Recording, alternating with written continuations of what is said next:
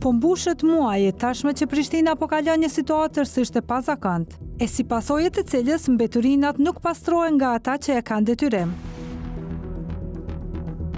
Kryeqyteti i Kosovës me mbi 300.000 banor i ngjan një landfill gjigant për të cilin komuna sheh vetëm një fajtor, kompaninë e kontraktuar për pastrim, e cila prej javësh punon me kapacitet tërësisht minimal. Kapacitete jashtëzakonisht vështira, sepse kemi mungesë të naftës. Nuk kanë ndjenjë mirë, nuk është as e mirë as për neve si ndërmarrje. Ne kemi thonë dhe kemi potencuar edhe përmes reagimeve zyrtare që kemi pas me komunën. Realisht komuna nuk na është përgjigj asnjëherë këto reagime zyrtare dhe kërkesat që kemi pas ndaj tyre dhe ofrimin e zgjidhjeve në këto situata. Ne kemi paralajmëruar shumë më të një rrezikim të tillë gjendjes. Ne kemi njoftuar edhe vetë prokurorinë në shtetit dhe policinë, shumë më që mos të vjen në një situatë e tillë për shkak të disa veprimeve të jashtëligjshme që po ndodhin atje në komunë. Për të mësuar të vërtetën pas akuzave të drejtorit të kompanisë, kërkuam të bisedoj me kryetarin e komunës Përparim Rama, i cili jo vetëm nuk e mirëpriti as pak praninë tonë, por madje hodhi akuza ndaj nesh.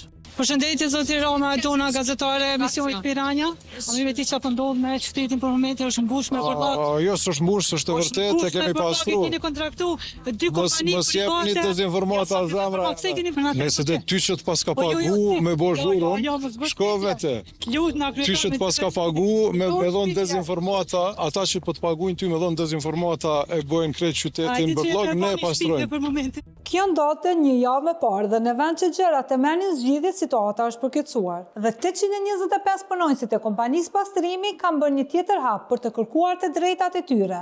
Një protestë masive përpara komunës. Është dita e 7 e grevës. Tash në llogarizmin e jemi 8-ën. E për menet e kemi normal në ne deri sot na plotësohen çato kërkesat tona. Po është shumë e vështirë se këtu shumica janë familjar, shumica domethënë janë bart të familjes, po megjithatë mendojmë se ja vlen se po mundohem me rujt punën që e kemi. Është lodhje psikike më shumë. Ndije keqardhje prej qytetarëve që nuk po mujmë me kry shërbim për shkaqe që po dinë gjitha shkaqe çfarë janë. Po për shembull për neve janë të vështira se na boll kena përjetuar, boll kena pas sfida.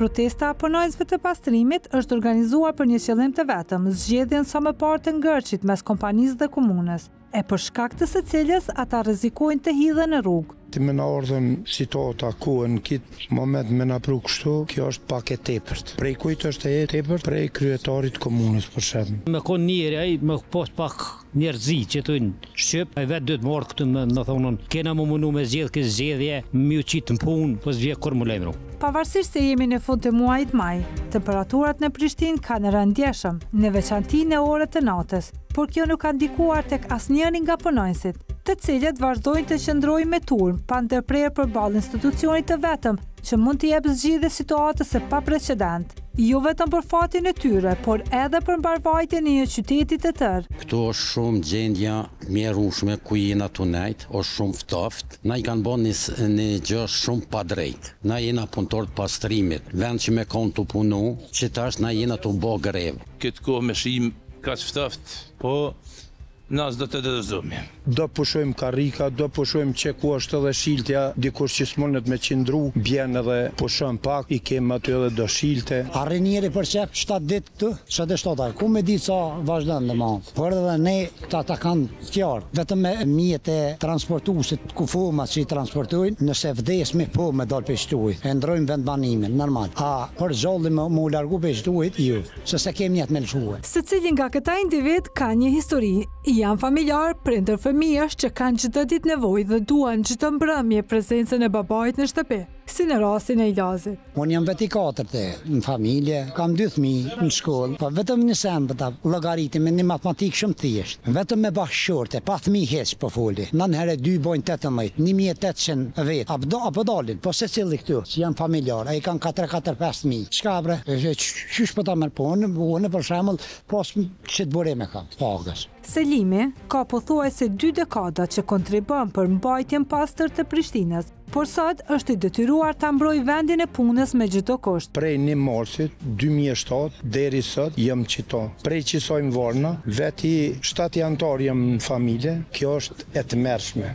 Në sy të këtij punonjësit dallohet jo vetëm zhgënjimi, por edhe zemërimi për se çfarë po ndodh, me atë që për vite me radhë janë punëtorët e heshtur të qytetit. E kena pastru qytetit, e sot me mitë pa buk, qatë punën tem, që dho fëmijëve buk. Mos na prekin në gjep në buk, kur eskalon situata, tani dikush do të me morë përgjësin. Se dikush i ka orë kanë jopin fët, ma shumë mirë me kredita, me asishe, e tash me lujt me neve, ty i bënë mirë.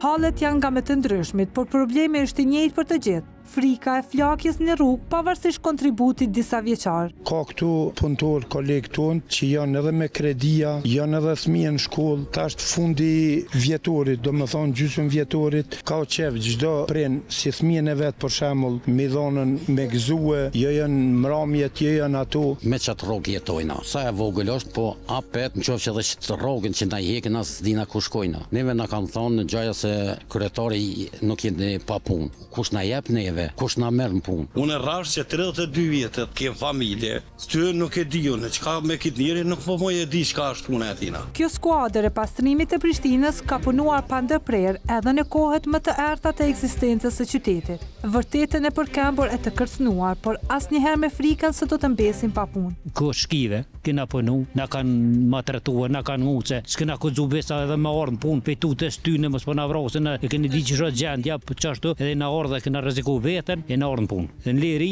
ma keq. E lus Zotin, inshallah sa më shpejt edhe kryet kjo afar punë. Po kur eskalon situata tani më typen i ka vyt as për parimit, as mua, as drejtorit tem, as kërkojna. Po sa mund të vazhdoj kjo situatë, e cila përveç hallit të punonjësve ka shkaktuar jo pa kaos në pastrimin e Prishtinës. Neve me konsent që na i plotson kërkesat tona, nestra, sabahush, në ora 8 ose në ora 9, pa marrë parasysh. Si ti plotson kërkesat tona, që ty që i kena lypna, sindikata që i ka lyp, që ty kërkesa, na me rane vazhdojna punën. Na një minut nuk rrim këtë. Në fakt, kërkesat e punonjësve prej ditësh janë depozituar në zyrën e komunës së Prishtinës. Mes tyre, kërkesa për shlyerjen e detyrimeve për kompaninë pastrimi dhe sigurimi i vazhdimësisë. Ne çka po kërkojmë të drejtën tonë, drejtën e punës, thjesht edhe të na bëhet pagesa janar maj, 5 muaj. Kemi mbjetu me kontrata. Domethënë kemi përru që apo me kontrata dhe kemi arme një piku nuk ka më derivate, u i borxhet shkojnë të urritë dhe kemi arritur ku jemi. Na kena drejt kushtet e tona, s'po lypmi sen më shumë, po çito që na takojnë. Deri sot na i përmbush kërkesa na nuk të rriqmi. Do të thotë derisa të plotësohen kërkesat e juaja, ju doni me qendru këtu. E fundit që të plotësohet, atëherë mujna me dal. Pa plotësuar gjitha kërkesat, të harrojnë krejt se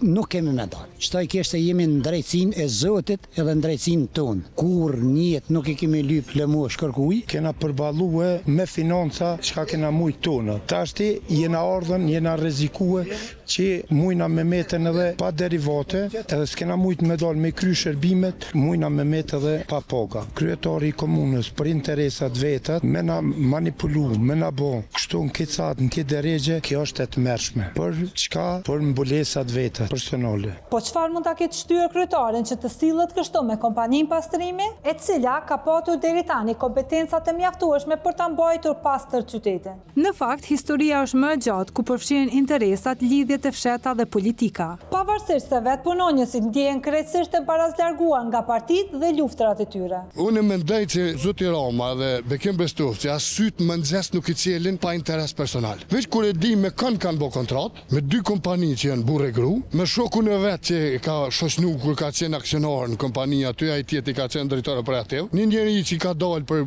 keqpërdorim financiar prej kompanisë, një njeri që ka akuza, për çka e bën ti kontratën me ta? Interes personal i të dyve. Shkoki i kryetarit ka afër 80% aksioni ka komuna. Unë nuk e di më shumë se që ka komuna. Sa jep privatit pare, për privatin pas ka pare, për neve s'pas, unë s'po më me kuptu. Para 6-7 muajve ka shti një kompani private. Tonin e Betorina jam ka pagu 80 euro, kurse neve na i ka pagu 35 euro. Del drejtori tina thë tregu i lirë. Po çu është tregu i lirë? Ty kujna ja pagun 80 euro, neve 35 euro. Unë s'më me kuptu atë njeri. Janë të gjitha akuza që e lidhin ngushtë kryetarin e komunës Rama me 2 kompanitë private, të cilat aktualisht kanë marrë përsipër pastrimin, pavarësisht gjendjes ende të pazgjidhur, sidomos në zonat e periferisë dhe në fshatra. Ndaj, për këtë situatë ka reaguar edhe politika, që si gjithmonë reagon politikisht. Po dorën zemër nga perspektiva em si ministri i shëndetësisë, por rrezikohet edhe shëndeti publik. Mendoj që sa më shpejt duhet të zgjidhet kjo situatë. deputat, edhe natyrisht në situatat të tilla janë ata që duhet zgjidhen, janë ata që janë votuar për të zgjedhur problemet e jo për të arsyetuar në moszgjedhjen e tyre.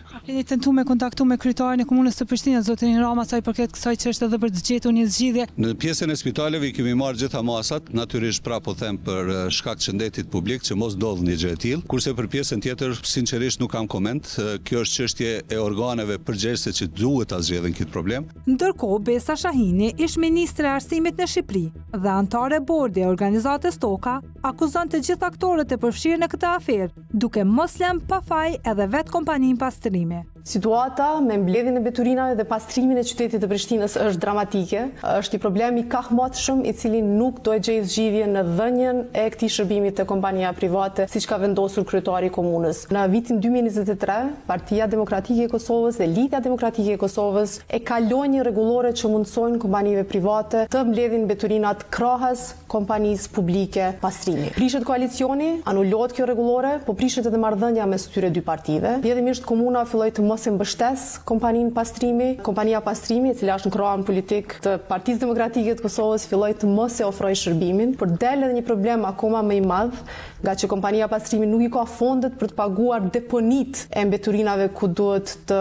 derdhen gjithë mbeturinat që mblidhen në Prishtinë. Ajo fillon edhe krijon deponi ilegale, një prej cilave është mbrapa stacionit të autobusave krejt afër qendrës së qytetit. Jashtë betejave banale politike mes këtyre dy partive, privatizimi i shërbimit të mbeturinave nuk i levërdis një qyteti të madhësisë së Prishtinës.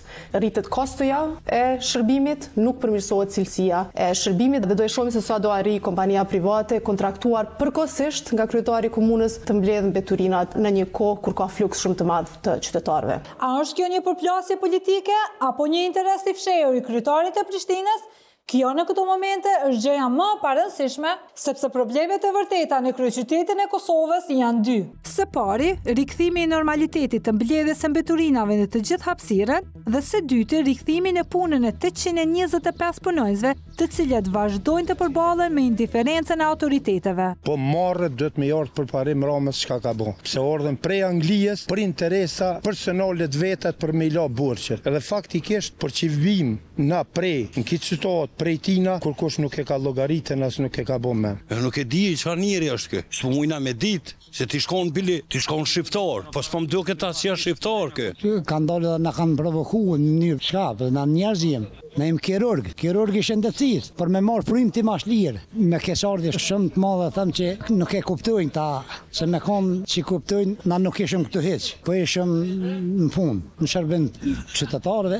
32 vite, kena punu kod virusit, kena kry shërbimin, edhe kush nuk ka dalë me thonë, jeni hera jeni. Atëherë na shpërbleshin, na theshin sa habita, edhe atëherë na livdejshin. Ska këno më na çata horej që na kon. Neve na kanë thirrën një kohë mi heroj, sot po na thirrin burllogji. Heronjët të cilët sot po në përkëmbën në formën më të turshme nga një njeri i vetëm.